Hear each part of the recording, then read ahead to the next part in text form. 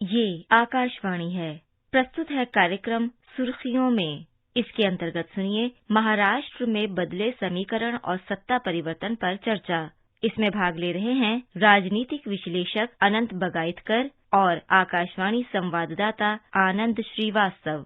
महाराष्ट्र के सियासत में पिछले कुछ दिनों में कई उठापटक देखने को मिले।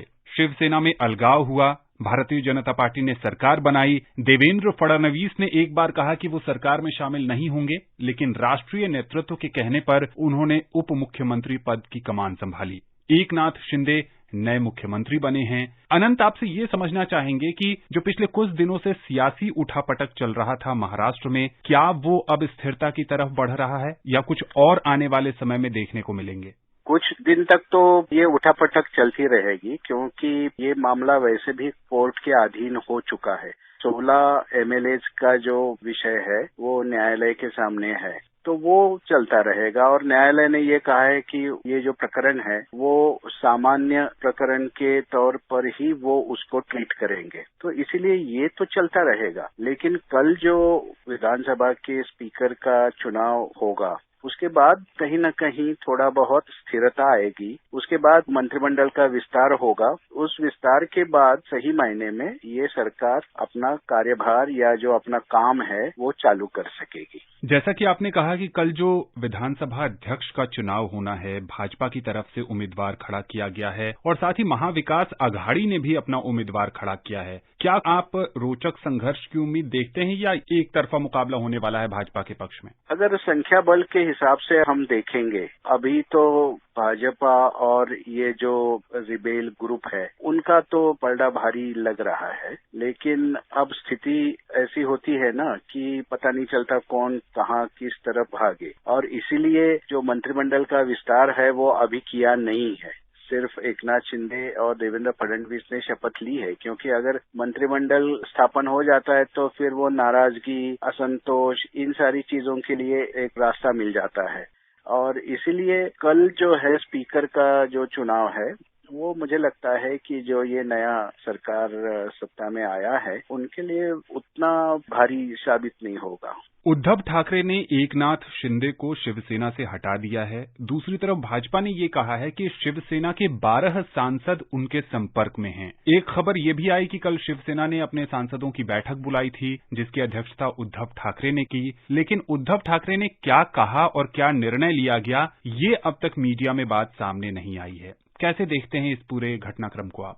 महाराष्ट्र में जो घटनाक्रम हुआ है उसका प्रतिबिंब यहाँ संसद में तो पड़ना स्वाभाविक है, और सांसदों के लिए तो मुश्किल तो खड़ी होगी, क्योंकि महाराष्ट्र में एक जो घटना हुई है और उनको संसद में कौन सी भूमिका, कैसी भूमिका लेनी है, एक तरह से दुविधा उनके सामने तो रहेगी। इसीलिए उद्धव ठाकरे ने जो कल मीटिंग ली उसमें जो कुछ सांसद है उन्होंने उनको थोड़ा सा आस्ते कदम चलने की सलाह दी है, ऐसा समझ में आता है।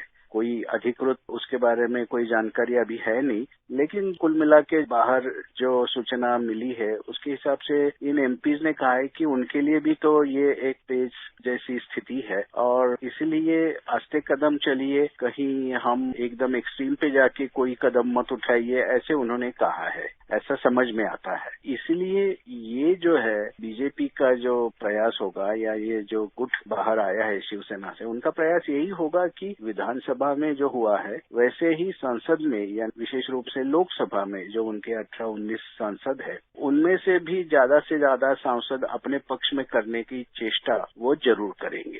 अनंत, देवेंद्र फडणवीस महाराष्ट्र की राजनीति में एक बड़ा नाम। गोवा में हुए जो विधानसभा चुनाव थे उसमें भी उन्होंने बढ़ चढ़कर हिस्सा लिया, पार्टी को जितवाने में मदद भी की। देवेंद्र फडणवीस ने ये कहा कि मुख्यमंत्री पद नहीं संभाल रहा हूं, एकनाथ शिंदे जी बनेंगे, मैं सरकार से बाहर रहूंगा। 2 घंटे के अंदर राष्ट्रीय नेतृत्व कहता है वो उप मुख्यमंत्री का पद ग्रहण करते हैं। क्या भारतीय जनता पार्टी की नजर जो दुनिया के सबसे धनी नगर निगम हैं, उसमें बृहन मुंबई नगर निगम भी है, उसके चुनावों पर टिकी है और उसको ध्यान में रखकर देवेंद्र फडणवीस को सरकार में एंट्री के लिए बोला गया? बृहन मुंबई जो महानगर पालिका है उसके चुनाव हमेशा एक प्रतिष्ठा के चुनाव रहे हैं, और आज तक शिवसेना ने वहां अपना जो कब्जा है वो पिछले कई सालों से कायम रखा है। तो स्वाभाविक रूप से भाजपा चाहती है, अगर हमारे पास पॉलिटिकल कैपिटल दिल्ली हमारे पास है, तो मुंबई का भी जो अधिकार है वो हमारे पास रहना चाहिए।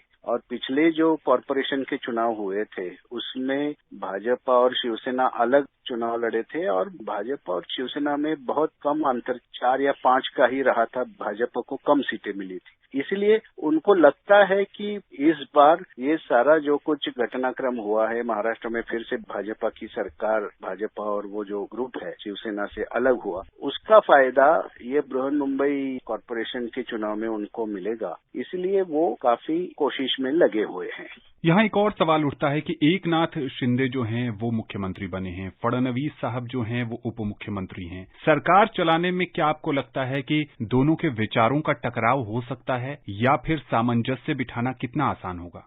अभी एकनाथ शिंदे जो शिवसेना से अलग होके एक छोटा ग्रुप लेके बाहर आए हैं, उनके लिए जो बार्गेनिंग है, उनकी जो कैपेसिटी, वो अब उतनी नहीं रहेगी जब वो अब सरकार में शामिल है। दूसरी तरफ उनके पास भाजपा ने मुख्यमंत्री का पद सौंपा है, तो इसीलिए उस एहसान के तले वो दबे हुए हैं। इसीलिए वो स्वतंत्र रूप से कितने निर्णय कर सकेंगे ये तो देखना ही पड़ेगा। और कल ही उन्होंने एक जो निर्णय लिया है आरे कॉलोनी के बारे में, वहाँ की जंगल संपत्ति है, तो वो निर्णय भी एक तरह से बीजेपी के एजेंडे का ही एक भाग है। इसलिए देवेंद्र फडणवीस का उप मुख्यमंत्री पद बनना यानी वो सिर्फ नॉमेनक्लेचर का फर्क है। जो सरकार का कार्यक्रम होगा, सरकार का कामकाज होगा, सरकार किस दिशा में चलानी है, ये सारा का सारा जो है वो भाजपा ही तय करने वाली है।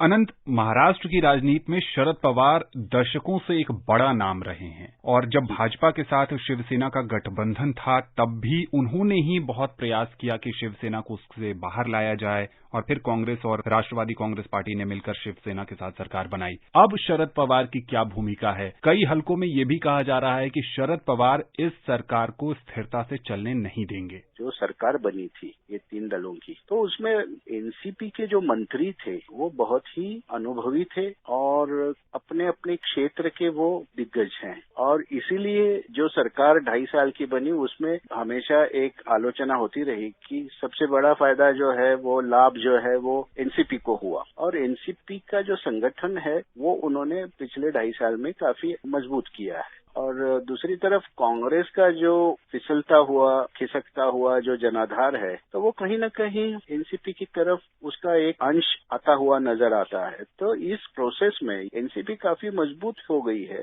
तो इसलिए आने वाले दिनों में बीजेपी का जो सामना या मुकाबला होगा वो मूल रूप से एनसीपी के साथ ही होने वाला है। इसीलिए शरद पवार और ये नेता जो है वो अपने आप को उसी रूप में पोजीशनिंग जो उनका है उसी रूप से होने वाला है। इसलिए आपने बीजेपी का भी पूरा रवैया देखा होगा, उनका सबसे ज्यादा अटैक जो होता है वो एनसीपी के ऊपर होता है।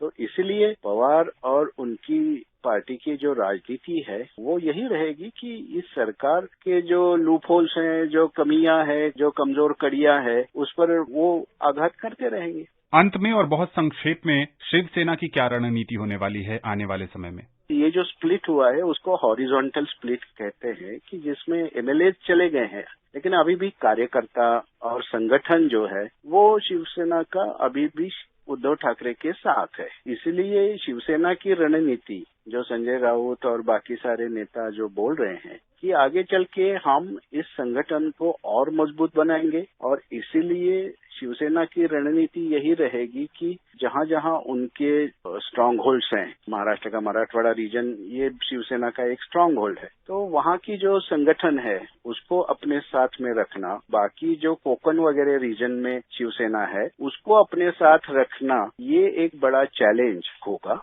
और वो कैसा उसको अंजाम देते हैं उसी के ऊपर उनका भी अपना भवितव्य निर्भर होगा। अनंत जी, आकाशवाणी के इस विशेष कार्यक्रम में विशेषज्ञ राय साझा करने के लिए आपका बहुत बहुत शुक्रिया।